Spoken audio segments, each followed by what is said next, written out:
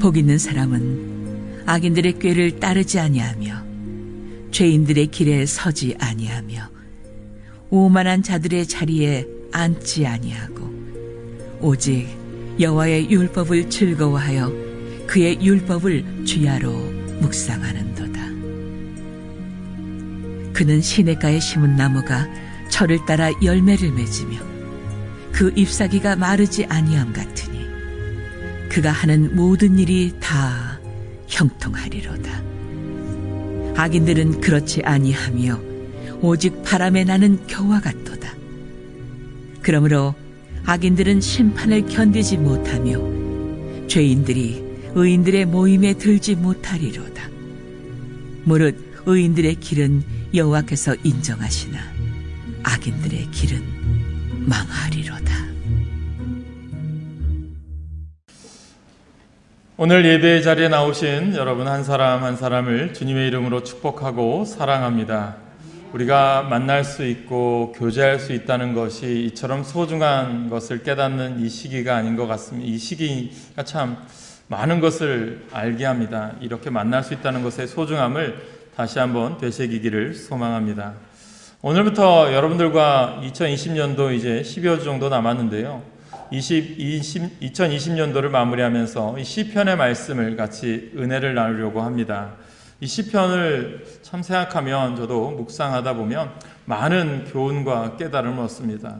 이스라엘 민족이 정말 힘들고 어려울 때 또 개인이나 그 민족이 하나님께 감사를 드리는 기도의 내용과 또 고난과 역경 가운데 하나님 앞에 자신을 구해달라고 하는 그 탄원의 많은 심정들이 이 시편에 주옥같이 담겨져 있습니다. 그리고 하나님 앞에 어떻게 하면 아름다운 예배를 드릴까? 감사, 찬양, 이런 탄원, 이런 기도집이기도 하고 노래집이기도 합니다. 그러니까 우리에게 참 많은 교훈이 되죠. 어떻게 보면요, 간증집이라고 저는 생각하시면 됩니다. 우리들의 신앙인의 삶의 모습이 담겨져 있다는 거죠. 아마 여러분들도 믿음 생활하면서 내 인생 믿음으로 살아왔던 것을 한번 기록해 봐야 되겠다라고 생각하면 이 시편을 읽고 묵상하시면 아마 여러분들도 많은 도움이 되고 나도 이렇게 살아야 되겠다라고 하는 교훈을 얻을 수 있을 것이라고 생각해 봅니다. 이 시편이 이 150편이나 되는 방대한 분량을 담고 있어요. 그래서 이 시편은 우리 예수 믿는 사람들, 하나님을 믿는 사람들이 비록 우리가 이 세상에 살면서 힘들고 어려울지라도 또 내가 고난 중에 있을지라도 이것을 어떻게 해야 되느냐, 함께 하시는 하나님을 신뢰하고 믿고 의지하는 삶을 살아가는 믿음으로서 승리하는 삶을 우리에게 보여주고 있습니다. 이런 면에서 시편은요, 우리 하나님을 믿는 성도의 삶이 참으로 어떤 사람이냐, 바로 복 있는 사람이다라고 증거해 주고 있습니다. 저는 오늘 본문을 통해서 우리들이 복 있는 사람은 어떻게 살아가야 될까, 복 있는 사람은 어떤 모습일까, 오늘 본문을 통해서 한번 깨닫게 되기를 원합니다. 그래서 시편 1편은 우리가 1장이 어떻게 보면 처음 시작하는 이 1편이 시편 전체의 문을 여는 성경과도 같습니다. 이 시편 1편에서 복 있는 사람이 누군가에 대해서 시작을 하죠. 그것이 시편 전체가 복 있는 사람에 대해서 말하고 있다는 거죠. 저는 여러분들에게 질문할까요? 여러분, 복 있는 사람이십니까? 정말 복 있는 사람 맞으십니까? 아멘 하신 분들에게는 복이 될 줄로 믿습니다. 당황스러워도요, 여러분 대답해 보셔야 돼요. 다른 사람들로부터 또 여러분들은 복이 많다는 소식 들어보셨습니까? 야, 당신은 참 복이 많은 사람이야, 복 받은 사람이야, 들어보셨나요? 안 들어보셨나요? 들어보기를 간절히 소망합니다. 이런 얘기는 많이 또 듣죠. 다른 사람들로부터, 아니면 우리가 이런 얘기하죠. 야, 나는 참 지지리도 복도 없어, 뭐 복도 못 받았어, 그런 고백을 많이 우리가 들어보기도 하죠. 이런 생각을 많이 하죠. 아무리 노력해도 복이 없기 때문에 되는 일이 없다고 우리는 생각을 합니다. 가정도 또 능력도 또 환경도 다 복이 없다라고 생각을 하죠. 우리가 처한 이 상황들이 또 그렇게 깨닫게 될 때도 있죠. 그러나 성경은 그 어디에도 그런 말이 없습니다. 이것을 우리가 아셔야 돼요. 우리가 신약 성경 처음 시작이 마태복음입니다. 마태복음 1장을 읽으면 예수님의 족보가 나와요. 그러면 예수님의 족보가 누구로부터 시작해서 누가 낳고 누구 낳고 이래서 예수님까지 이어져요. 그런데 이 족보를 여러분들이 이렇게 참 1장부터 이렇게 족보가 나오니까 읽는 게 되게 부담스러울지 모르겠지만 거기서 집중해야 될 인물들이 있어요. 여러분들 이 세 인물은 꼭 기억하셨으면 좋겠어요. 다말, 라합, 룻입니다. 여인이에요. 이 세 여인이 왜 예수님의 족보에 들어갈 수 있었을까? 한번 생각해 보셔야 돼요. 이들은 모두요, 일반적으로 생각했을 때 세상 사람들은 복 없는 여자였습니다. 왜냐하면 다말은 남편이 일찍 죽어서 과부가 됩니다. 또 우리가 아는 라합은요, 이스라엘 사람이 아닌 또 이방 여자였고 기생이었어요. 룻은 어떻습니까? 시아버지도 잃고 다 잃어요. 남편도 잃어요. 그럼 이방 여인이면서 남편이 일찍 세상을 떠나 또 과부가 됩니다. 이 사람들이 어떻게 예수님의 족보에 오를 정도로 복 있는 사람이 될 수 있었겠습니까? 여러분, 이 예수님의 족보가, 이 마태복음 1장에 나오는 이 족보가 우리에게 주시는 교훈이 있다는 거죠. 무엇입니까? 일반적으로 볼 때 복 없는 여자들이 나중에는 가장 복 있는 여인이 되었다는 것입니다. 태어난 환경, 자라난 배경, 가지고 있는 것이 박복한 여인이었죠. 그러나 하나님의 은혜로 예수님의 조상이 되는 큰 복을 누렸다는 거죠. 오늘 우리 교인들 중에도, 우리들 중에도 이러한 힘든 삶을 살아가는 분들이 있을 거예요. 아마 가정 형편이, 자녀들이 속을 썩이거나 이런 힘든 형편이 있을지라도 이것이 여러분 세상적인 가치관으로는 박복한 여인이지만 내가 믿음으로 살고 하나님을 의지할 수 있는 힘을 얻는다면 그 모든 믿음을 통해서 하나님께서는 복 있는 사람으로 세우실 줄 믿으면서 승리하며 사시기를 간절히 축원합니다. 그래서 오늘 시편의 말씀을 잘 보세요. 돈 많은 부자가 복이 있다라고 하지 않아요. 공부 많이 한 사람이 복이 있다라고 하지 않아요. 돈 잘 벌어주는 남편을 둔 아내가 복 있는 사람이라고 말하지 않아요. 성공한 자식을 둔 부모를 복 있는 사람이라고 말하지 않습니다. 성경에서 말하는 복은 이런 것들과는 관계가 없다라는 거죠. 그렇다면 하나님이 원하는 게 뭘까? 우리가 지도를 볼 때 이제 군대에 있으면 제일 많이 하는 게 이제 독도법이라는 게 있습니다. 지도를 이제 펼쳐서 어느 지점을 찾아가게 합니다. 그래서 그 지점에 가서 적이 있는지 없는지 아니면 침투하게 시키죠. 그럼 제일 먼저 하는 게 뭐냐면 지도의 위에다가 나침판을 놓습니다. 그래서 지도 정치를 하는데 이 나침판은 항상 어디를 가리키죠? 어디를 가리킵니까? 뭐 다 아시니까 대답 안 하시나 봐요. 그죠? 어디를 가리키죠? 북쪽을 가리키죠. 여러분, 내가 여행을 가도, 내가 집에 있어도, 뭐 어디 목욕탕에 가도, 아니면 가게를 가도, 운동장에 가도, 직장에 가 있어도 항상 나침판은 어디를 가리켜요? 북쪽을 가리키게 되어 있습니다. 이 말은 무엇이냐면 복 있는 사람은 여러분 어디를 가든지 항상 그 마음이 어디를 향해 있어야 돼요? 하나님께 향해 있기를 간절히 축원합니다. 하나님의 마음, 하나님이 내 안에 살아계시느냐, 이것이 복 있는 사람의 기준이라는 거죠. 우리가 있는 자리에서 하나님을 생각하고 하나님을 의지하고 하나님을 믿고 사는 사람들이 있다면 그 자리가 여러분의 가정이든 또한 여러분들이 있는 그곳이 직장이든 또 여러분들이 있는 사업체든 어느 곳이든 그 자리가 어딘 자리예요? 복 있는 자리가 되시길 간절히 축원합니다. 예수 믿는 남편을 둔 아내가 복 있는 아내예요. 때로는 속을 썩이기도 하죠. 남편 때문에 힘들어하기도 하지만 믿음의 자녀가 있는 것이, 또 자녀가 속 썩이는 자녀가 있다면, 그 자녀가 믿음으로 사는 자녀를 둔 부모가 있다면 그 사람도 복 있는 사람이라는 거예요. 우리 사람들은 참 복을 좋아하죠. 평생을 살아도 복을 생각합니다. 다 복 받기를 좋아하죠. 그래서 모든 종교에는 복을 이야기합니다. 그런데 그 복에 보면 그래서 기복이라는 게 있어요.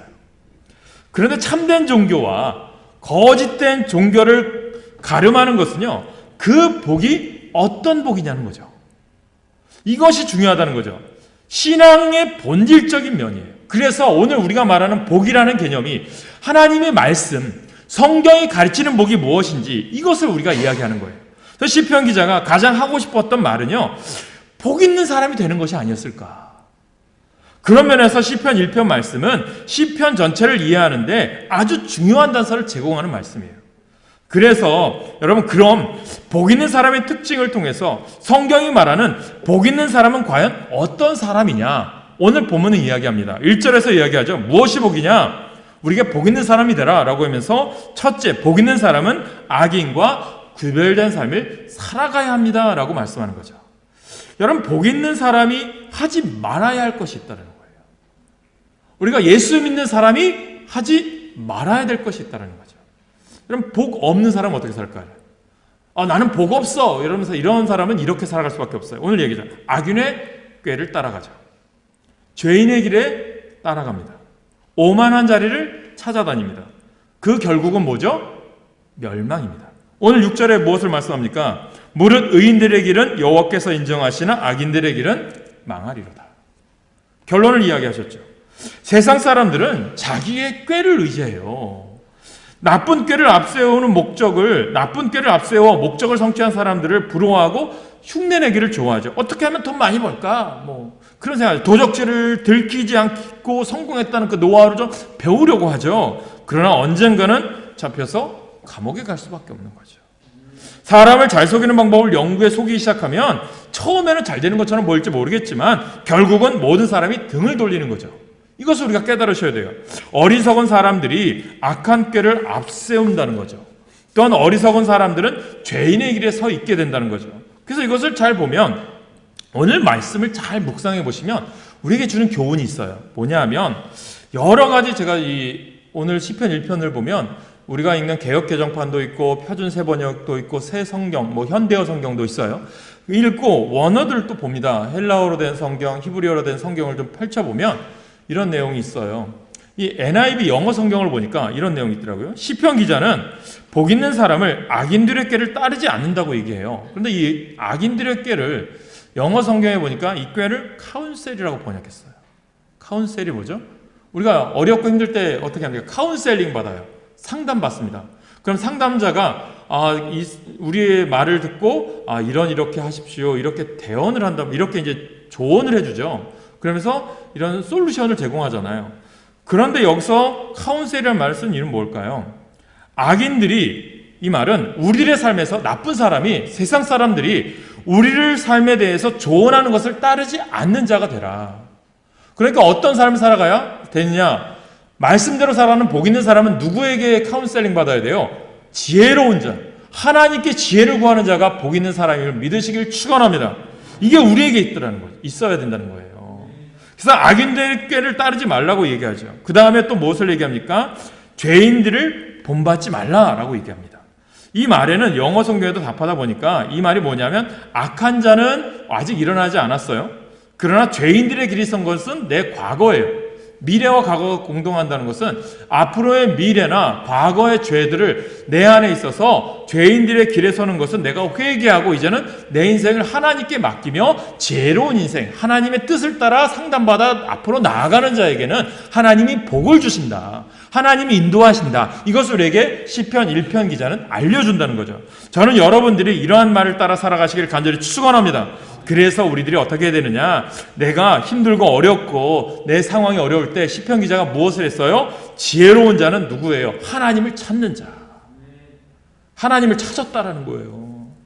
여러분들이 이 시간 예배를 드릴 때 하나님을 찾기 위해 나오셔야 되는 거예요. 내 인생 일주일 동안 어떤 일이 일어날지 모르고 또 어떤 계획들이 있을지라도 하나님 이 길을 하나님이 인도하실 줄 믿습니다. 그 길 따라 살기를 원합니다. 하나님께 지혜를 구하는 이 예배가 되시길 간절히 축원합니다.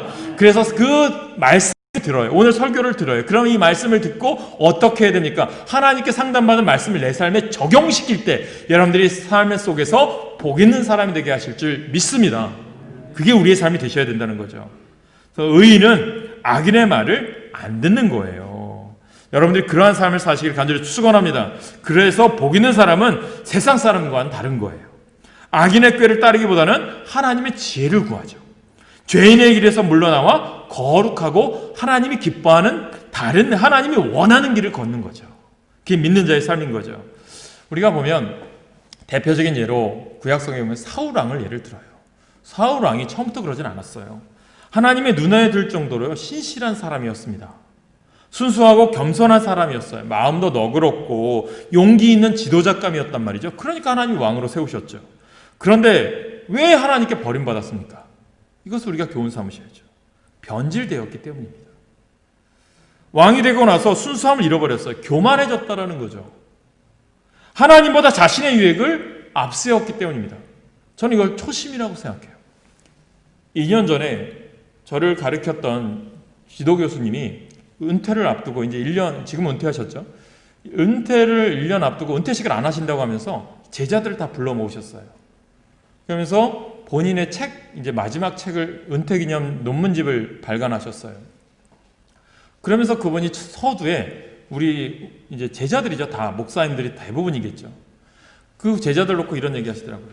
내가 너희들한테 마지막으로 이제 은퇴를 앞둔 너희들한테 이 강연을 하려고 초대한 이유는 너희들에게 AS를 하기 위해서 모이라고 한 것이다. 그런 말을 하세요. 뭘까요? 우리들이 신학교 때의 초심을 이상하게 목사가 되고 목회하다 보면 잃어버렸다는 거죠. 그래서 교수님이 제자들 다 불러 모아놓고 야 너희들 신학교 때의 초심 잃지 말라고 AS 하는 심정으로 강연을 하시더라고요. 정말 힘들고 어려울 때 우리가 신학교 때 잘 부르는 찬송이 그거거든요. 부름받아 나선 이 몸 어디든지 가오리다. 아골골짝 빈들에도 복음 들고 가오리다. 그런데 나중에는 부름받아 나선 이 몸 골라가며 가오리다. 아골골짝 빈들에는 가지 말게 하옵소서. 그렇게 고백한다는 거예요. 초심을 우리가 잃어버린 거죠.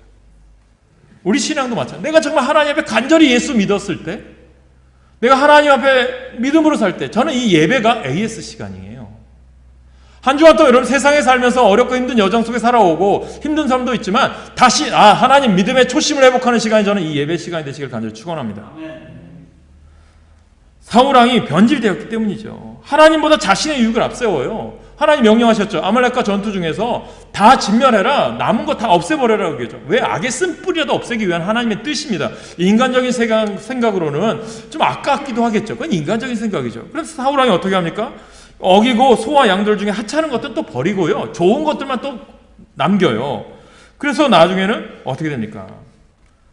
제사장들도 죽이고 신접한 자를 찾아가 묻기도 하는 등 하나님께서 미워하시는 일을 일삼습니다. 그래서 하나님께서 몹시 안타까워하시면서 사울왕을 버리셔요. 그 다음에 등장한 왕이 누구죠? 다윗이죠. 저는 다윗이 이 시편 기자의 다윗의 시가 많은데 이제 앞으로 보시겠지만 그래도 다윗이 하나님께 마음에 합한 자라고 인정받은 이유는 뭘까요? 초심이 있었던 것 같아요. 선지자들이 와서 조언할 때마다 회개하라고 할 때마다 그 회개에 왕으로서 거부한 게 아니라 담대하게 받아들이고 눈물을 흘리면서 자복을 하죠. 이게 복 있는 사람이죠. 복 있는 사람은 악인과 구별된 삶을 살아가는 거예요. 왜냐하면 하나님과 가까워지기 위해서예요. 악인들의 꾀를 따르고 죄인들에게 서면 오만한 자리에 앉다 보면 어떻게 되죠? 하나님과 점점 멀어져요. 제가 좋아하는 장로님 어떤 분은 그런 얘기해요. 젊었을 때 술, 담배에 빠졌대요. 그러다 보니까 회식할 때마다 술, 담배가 유혹을 하더래요. 그러다 예수 믿고 이제 집사가 되면서부터 멀리 해야 되겠다. 이제 KT에서 일하신 분인데 그분이 이제 멀리 해야 되겠다 보니까 처음에는 되게 힘들었대요. 야 너만 예수 믿냐 뭐 이렇게 핍박하고 막 그렇게 얘기하셨대요. 그러다가 회식 자리도 피하고 술과 담배 다 끊고 그러다 보니까 나중에는 야 저 친구는 당연히 술 담배 안 하는 친구야, 교회 다니는 친구야 그러면서 배려를 해주기 시작하더래요. 악인과는 구별된 삶을 살기 시작한 거죠. 그러면서 믿음의 사람들과 친구가 생기고 악인들 또 세상 악인이라고 하기엔 좀 그렇겠죠. 세상 사람들과는 그들도 다 복음의 대상이니까 그들과는 어울리는 것이 이제는 하나님 버려지고 하나님과 믿음의 사람들과 어울리기 시작했다는 거죠. 사랑하는 여러분, 악인들의 꾀를 따르고 죄인들의 길에 서며 오만한 자리에 앉다 보면 하나님과 멀어진다는 거예요. 하나님과의 관계가 깨지니 어떻게 되죠? 기도가 막혀요. 하나님의 음성이 들리지 않아요. 예배에 실패해요. 하나님의 관계가 좋은 것이 여러분 믿음이 좋은 거예요. 하나님과 멀어지면 늘 푸르던 인생의 잎사귀가 마르게 돼요. 열매도 시들어버려요. 일마다 꼬이게 되어 있습니다. 저는 목회하면서 많이 경험을 해요. 잘 믿던 성도가 어느 날부터 시들해지는 것을 보아요. 살다 보면 세상 친구들과도 어울려 다니면서 믿음이 뒷전이 되었어요. 성령 체험하고 은혜 충만하던 성도가 어느 날부터 예배 빼먹고 기쁘게 봉사하던 사역도 내려놓으려고 해요.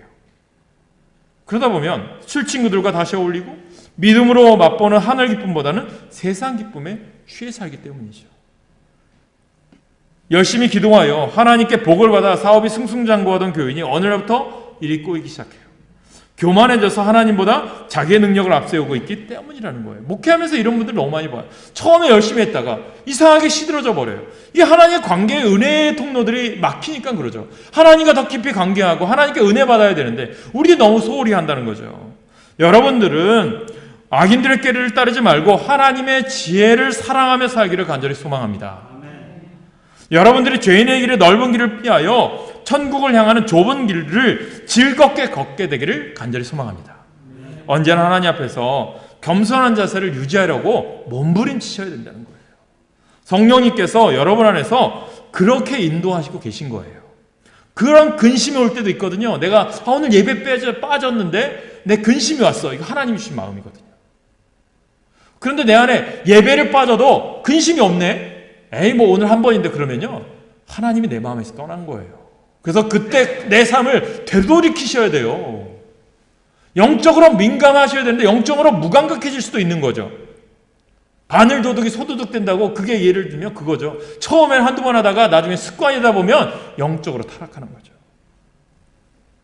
여러분 순간적으로 어리석음에 빠지지 않도록 곧 성령님께서 깨우쳐 주시고 돌이키게 하시며 제자리를 찾게 해주시는 것을 믿으세요. 날마다 악인과 구별된 거룩한 삶을 살아감으로 하나님께 인정받는 아름다운 삶을 살게 되기를 간절히 축원합니다. 여러분 그래서 모두가 복 있는 사람 되십시오. 두 번째로 복 있는 사람은 말씀을 즐거워하며 살아가요. 우리는 무엇에 관심을 두느냐에 따라 그것만 보이더라고요. 저도 어느 때는 막 목사의 눈에는 교회만 보여요. 막 어디 지역에 어느 교회가 있더라 십자가만 보이고 그거에만 보이더라고요. 전에 또 뭐 개척 준비하다 보면 어느 지역이 뭐 사람이 많고 뭐 임대하는 그 팻말만 보이게 되더라고요. 그것만 집중해요. 전에는 안 보이던 게 보여요. 제가 이제 목회했던 전에 있던 교회 지금은 장로님이신데 이분이 당구를 500 칩니다. 500은요 당구장에서 사셨던 거예요. 근데 이분이 한참 당구에 빠졌을 때 그런 얘기 하시더라고요. 사각형은 다 당구대로 보인대요. 그리고 교회 오면 사람들 머리가 빨간 공, 하얀 공으로 다 보인대요. 그래서 저 머리에 맞아서 이 머리에 맞고 이 머리에 맞으면 뭐 하나 뭐 이렇게 그렇게 보인다는 거죠. 그것만 집중하니까. 그래서 나중에는 이분이 이제 회개하고 예수 믿고 변화되니까 그것이 사라지더래요. 그러니까 내가 무엇에 집중하느냐가 참 중요하지 않나 싶어요. 여러분 우리는 우리의 즐거움을 묵상해요. 가장 즐거운 것을 많이 묵상을 합니다. 그런데 정말 주의 법을 묵상하는 것이 복입니까? 그것이 복이라면 어떻게 해서라도 주의 법을 즐거워하는 법을 배워야 하지 않을까요? 그것이 복이라면 어떻게 해서라도 그것에 가장 많은 시간을 투자해야 되지 않겠습니까? 여러분, 주님의 말씀이 즐거우십니까? 즐거우십니까? 딱딱하고 지루하진 않습니까? 세상에 보면 즐거운 일이 얼마나 많은지 몰라요. 요즘 이 시대가 유흥산업, 오락산업이 워낙 발달하니까 상상을 초월할 정도로 발달한 사회죠. 뭐 아무리 코로나가 있어도 보면 이태원이나 이런 데 뭐 클럽 가면 뭐 미어 터지죠. 참 유혹하는 게 너무 많죠. 참 세상에 쾌락을 자극하며 유혹하는 것도 너무 많아요. 그런데 저는 여러분이 그래도 오늘 이렇게 거룩한 주일 예배의 자리에 이렇게 나오신 분들을 진심으로 축복합니다. 여러분들이 복 있는 사람이에요. 감사하죠. 온라인으로든 또 우리가 같이 예배드리는 여러분들 이 자리에서 하나님을 가까이 한다는 게 정말 복이에요. 여러분 참 저는 이렇게 하면서 설교를 한다는 것이 참 얼마나 어려운지 몰라요. 신학을 1991년도에 신학을 시작했으니까 벌써 이제 30여 년이 다 돼갑니다. 뭐 설교의 경력이 이만큼 붙으면 저절로 설교가 나올 것 같은데요. 하면 할수록 참 부담되는 것 같아요. 우리 하나로 중학교에 와서 설교 카운트를 하다 보니까 오늘 설교가 314번째 설교예요. 그런데 참 그러면 저절로 나올 것 같죠? 그런데도 참 많이 긴장이 되고 부담되는 게 현실이에요. 그런데도 이제 격려가 되는 것은 또 이렇게 부족하게 느껴지고 잘못하는 것 같아 안타까운데도 은혜 받는 분들이 계셔서 정말 목사로서 정말 감사하죠. 그것은 뭐 제가 설교를 잘해서라기보다는요, 하나님의 말씀에 능력이 있어서라고 저는 생각합니다. 하나님의 말씀은 좌우의 날선 검같이 우리의 골수를 쪼개고도 남을 만한 말씀이잖아요. 그 말씀에 기쁨이 담겨 있기 때문에, 그 말씀에 역사하여 우리 지체들을 감동시키기도 하고 위로해 주기도 하고 희락의 은혜를 주시는 것이라고 생각합니다. 그러나 복 없는 사람들은 어떨까요? 돈 주면서 이 시간 나오라고 해도 싫어할 거려? 나와 있으면 거의 졸거나 주무시겠죠. 지루하겠죠. 성경 공부 따분하다고 생각하겠죠. 그런데 여러분들은 말씀을 즐거워하는 복 있는 사람인 줄로 믿습니다. 여러분들 이 복 있는 사람으로 살아가시길 바랍니다. 감독하는 이가 없어도, 상 주는 이가 없어도, 알아주는 이가 없어도 열심히 하나님의 말씀을 예배하고 있는 이유는 뭘까요? 그 안에 기쁨이 있기 때문입니다. 말씀이 깨달아지고 나의 삶에 적절하게 적용이 되어지고 그 말씀을 통해 주님을 더 깊이 알고 교제하는 즐거움이 있기 때문에 오늘도 우리가 읽고 묵상하시는 거죠. 여러분, 아름답고 튼튼한 집을 짓는데 가장 중요한 것이 무엇인지 아십니까? 무엇일 것 같아요? 좋은 설계도입니다. 그리고 그 설계대로 성실하게 시공하는 거죠. 우리가 예전에 부실 시공하면 철근 빼고 시멘트 빼고 그러니까 부실 시공이 일어나는데 그게 아닌 거죠. 인생도 마찬가지입니다. 나라도 마찬가지고 경제도 마찬가지고 정치도 마찬가지고 신앙도 마찬가지고 교회도 마찬가지예요. 얼마나 좋은 설계도를 가지고 설계에 충실하게 건축을 하느냐에 따라 우리 인생도 가정도 교회도 아름답게 세워질 수 있다는 거예요. 우리에게 설계도는 무엇일까요? 성경입니다. 우리가 어떤 제품을 사면 그 제품의 사용 설명서를 읽어요. 그리고 그 제품을 사용하죠. 우리 인생들의 사용 설명서가 무엇일까요? 성경 말씀입니다. 이 세상에서 말씀처럼 좋은 설계도는 아무데도 없습니다. 말씀에는 우리가 어떻게 살아야 어떤 사람이 되어야 하는지 답이 들어있어요. 말씀에는 우리가 어떻게 사는 것이 아름다운지 다 들어있어요. 말씀에는 우리가 어떤 원칙을 가지고 살아가야 하는지, 그래야 성공해야 하는지 다 알려주고 있습니다. 하나님의 말씀은 가장 훌륭하고 완벽한 우리 인생의 설계도예요. 말씀에 귀를 기울이고 말씀에 순종하고 살면 누구나 훌륭하고 아름다운 인생을 살아갈 줄로 믿습니다. 우리가 하나님 앞에 설 때 하나님이 여러분들에게 물어보시면 어떡하실 거예요?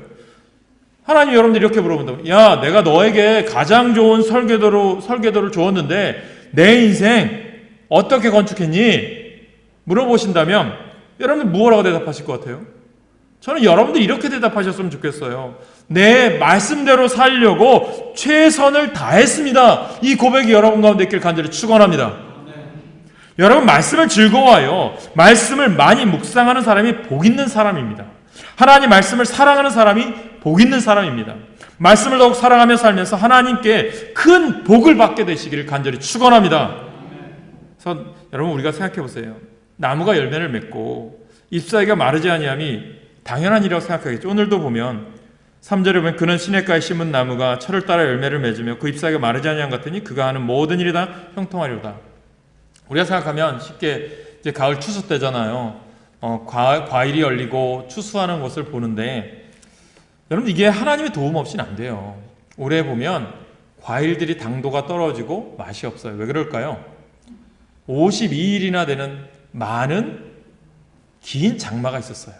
요즘 배추 한 포기에 10,000원이 넘는다고 그러더라고요. 왜 그럴까요? 비가 많이 내렸기 때문이죠. 이 말은 우리가 생각하는 당연함이 아니라는 거예요. 하나님의 도움이 없이는, 하나님이 함께 하시지 않고는 내가 아무리 어떻게 해도 소용이 없다는 거죠. 여러분, 나무가 열매를 맺고 잎사귀가 마르지 아니함이 당연한 일이지 왜 복일까요? 우리가 너무나도 당연하게 생각하는 이런 축복을 여러분, 모든 나무가 누리지는 않아요. 시냇가에 심겨진 나무만이 이런 복의 대상이 되는 거예요. 이 말이 무슨 의미인지 분명합니다. 나무의 뿌리가 물에 닿아 있어야 한다는 거죠. 우리가 삶의 경험을 통해 아는 것이 있어요. 가장 맛있는 과일은 제철 과일입니다. 아무리 하우스를 하고 일찍 수확을 해도 그거보다도 제철 과일이 제일 맛이 있어요. 왜냐하면 인위적이지 않기 때문이에요. 그 과정이 순조롭기 때문입니다. 순리를 따르기 때문이죠. 하나님이 만드신 법칙을 따르는 것이 축복이라는 것입니다. 오늘 우리가 나눈 말씀은 가장 일반적이고 보편적인 축복이에요. 이 축복의 근거 위에서 우리 삶이 일어나는 여러 가지 변화들에 대처하는 방법을 배우게 되는 거죠. 우리가 어떤 것을 배우든지 기초가 중요하다는 말을 하고 있는 거예요. 여러분들은 어떤 삶을 살아가고 있으십니까? 여러분들은 어떤 편으로 살아가고 있습니까? 복 있는 인생이십니까? 아닙니까? 확실히 난 아니야 라고 말할 사람이 많을 수도 있어요. 정말 그렇습니까? 여러분, 우리들이 세상적인 가치관으로 내가 복 있는 사람과 복 없는 사람이 세상적인 기준으로 생각하기 때문에 우리가 복의 기준을 그렇게 판단하기 때문에 나는 복 없는 사람이라고 생각할 수도 있어요. 그러나 시편을 잘 보세요.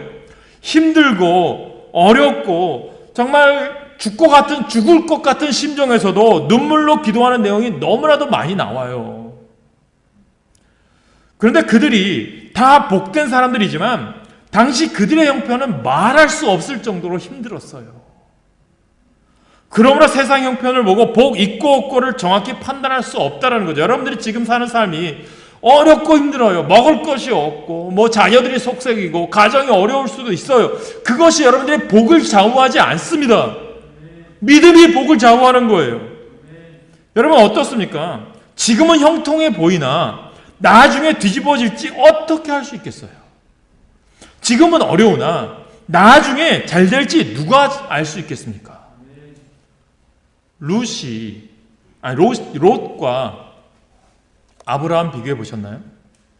누가 복 있는 사람입니까? 누가 잘된 사람입니까?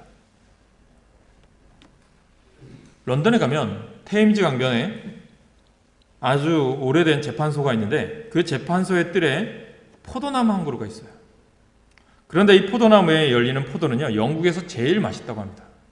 제가 이런 이야기를 몇 번 들었는데, 그래서 식물학자들이 이 포도가 어떻게 해서 이렇게 맛있지? 이제 이 나무를 좀 종자를 더 연구해서 널리 퍼뜨려야 되겠다라고 분석을 했습니다. 근데 조사해 보니까요, 다른 포도나무와 별반 다를 게 없는 거예요. 이상하다.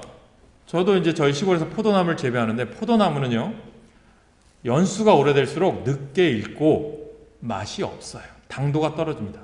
요즘 어느 지역에 포도가 유명하다 그러는 것은 당도가 높다는 것은요, 아마 첫 열매가 참 맛있고 좋아요. 그래서 하나님께서도 그래서 첫 열매를 드리라는 게 중심, 가장 좋은 것을 하나님께 드리라는 그 뜻이 있는 것처럼 첫 열매는 가장 달고 좋아요. 그런데 이상하게 이 템즈 강변에 있는 이 포도나무는 연수가 몇십 년이 돼도 당도를 유지하고 맛있어요. 왜 그럴까? 학자들이 다시 한번 연구하다 보니까 이 포도나무의 뿌리가 어디까지 내려져 있는가 했더니 테임즈강 밑바닥까지 뿌리가 내려 있다는 거예요. 그러니까 뿌리가 강 밑바닥에 뻗어 있으니까요, 웬만한 가뭄에도 충분한 수분을 공급받아요.